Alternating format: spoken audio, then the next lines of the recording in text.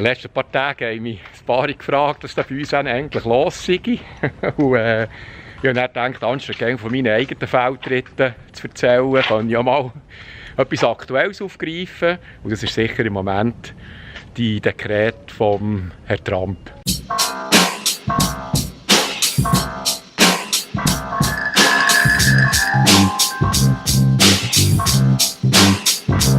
Und jetzt, um zu verstehen, was genau abgeht, muss man zuerst wissen, was ein Dekret ist. Und wie wir ja alle noch von der Schule nachher wissen, ist ja nichts Neues, besteht Gewaltentrennung aus Exekutive, Legislative und Judikative. Aber am gescheitsten zeichne ich es doch kurz auf. Die Legislative, das ist die gesetzgebende Behörde. In der Schweiz wäre das der National- und der Ständerat. In Amerika ist das der Kongress. Das bedeutet der Senat und das Repräsentantenhaus. Dann die Exekutive ist in der Schweiz, wir wissen es alle, der Bundesrat. In Amerika ist es der El Presidente. Dann die Judikative ist in der Schweiz das Bundesgericht. Und auch hier ist es dann das Gericht. Und jetzt ist es so, wenn ein Gesetz entsteht, kommt es in die Legislative. Der Vorschlag wird nachher der Exekutive unterbreitet. Also das geht mal so. Und dann kommt da meistens ein Gegenvorschlag. Und dann wird es wieder in der Legislative diskutiert. Und das Ganze dauert halt ein Zeitchen. Und dass schlussendlich hier etwas entsteht, das dem aktuellen Gesetz entspricht, haben wir eben das Gericht, das im Fall von einer Klage kontrolliert, ob das verstößt gegen etwas, das bereits in Kraft ist. Ein Dekret ist jetzt also ein Werkzeug für die Exekutive, damit sie Weisung herausgeben kann, etwas in Kraft treten, das nicht durch das Ping-Pongeln hier durch muss. Also es ist eine schnelle Massnahme. In Amerika heisst das Dekret, in der Schweiz wäre das eine Verordnung. Auf der Bundesebene muss ich dazu sagen, auf der Kantonsebene, wir wissen es selbstverständlich, würde man ja auch von einem Dekret reden. Später hat die Legislative doch wiederum die Möglichkeit, so ein Dekret anzufechten oder aus Kraft zu setzen. Hier in Amerika braucht es eine 75% Mehrheit vom Kongress, also vom Senat und Repräsentantenhaus. Und das ist natürlich eine hohe Hürde zum Knacken.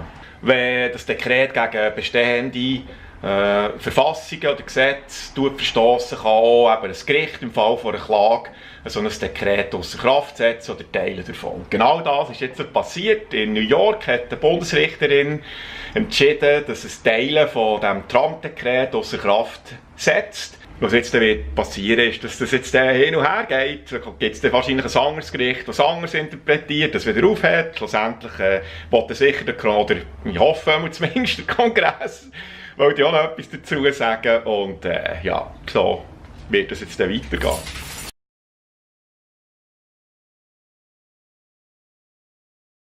Noch ein kleiner Vergleich zur Vergangenheit. So hat zum Beispiel der Herr Bush seinerzeit 166 Dekret verfügt. Dann, der Herr Clinton hat es ein bisschen aufgebracht auf 308. Absoluter Spitzenreiter war der Präsident Roosevelt mit über 3'500 von diesen Dekreten. Der Barack Obama übrigens hat insgesamt 276 Dekrete rausgelassen und aktuell jetzt der Trump zählt bis zum heutigen Tag, heute ist der 31. Jänner, sind es 7.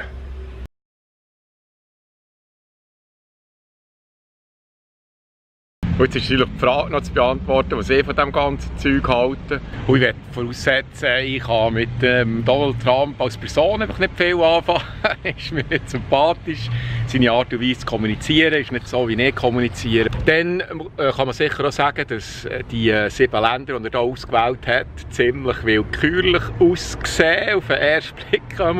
Wenn man dann aber ein bisschen genauer hinschaut, dann sieht man, dass schon unter dem Präsident Obama die genau gleichen 7 Länder erschwerte Einreisebedingungen hatten.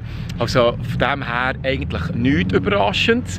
Der Grund, den sie immer wieder sagen, ist, dass es in diesen Ländern von den betroffenen Regierungen keine Anstrengungen gibt, terroristische Organisationen wie der IS oder Al-Qaida zu bekämpfen.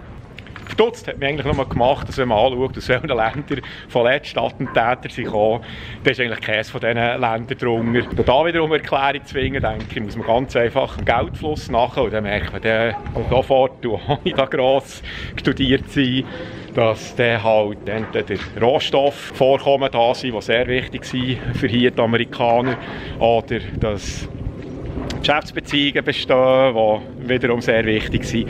Und insofern sind dann halt gleich wieder Privat- oder Unternehmensinteressen ausschlaggebend. Was man nicht vergessen darf, ist, dass der Donald Trump unter Zugzwang steht. Er hat recht genaue Versprechen abgeliefert und ich denke, die versucht er jetzt einzuhalten und das relativ schnell. Und im Moment, denke ich, sehen wir die Situation, dass die ihn gewählt haben, das begrüßen, also sich bestätigen sehen, und die ihn nicht gewählt haben, sich auch bestätigen sehen, warum sie ihn nicht gewählt haben. Aber ich denke, die momentanen Aktionen von ihm die jetzt keine Trump-Wähler dazu veranlassen, dass er seine Wahl bereut. Was ich sicher auch sagen kann, ist, dass die Umsetzung von seinen schnellen Aktionen ein bisschen weniger geplant aussieht. Also so, dass die Behörden am Flughafen oder an den Grenzen ja eigentlich gar nicht gewusst haben, wie sie jetzt das Dekret anwenden sollen. Und das ist sicher eine Schwäche, wo man mit ein bisschen zusammen reden und das planmäßiger angehen allenfalls schlauer umsetzen. Aber ja, da muss man jetzt davon ausgehen, dass sie das mit der Zeit auch noch lernen. Oder sie sich vielleicht bei mir melden, dann könnte das dem so sagen. Ich hoffe, der etwas unterschiedliche Inhalt war auch mal spannend gewesen. Und ich würde mich natürlich freuen, wenn ihr eure Meinung oder was ihr davon haltet, unten in den Kommentaren. Und dann würde ich verbleiben und sagen, wir sehen uns das nächste Mal. Okay, also, tschüss zusammen. Ja, ich komme. Ja, jetzt kommen wir. Komm, abmarsch.